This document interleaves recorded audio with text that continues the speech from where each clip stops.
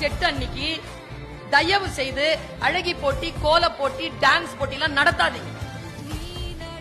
அதுக்காக இல்ல அந்த நாள். ஆணுக்கும் பெண்ணுக்கும் சரி நிகர் சமானமான கூலி வேண்டும் என்பதற்காக அமெரிக்காவில் பஞ்சாலைகளில் பெண்கள் நடத்திய போராட்டத்தின் விளைச்சல்.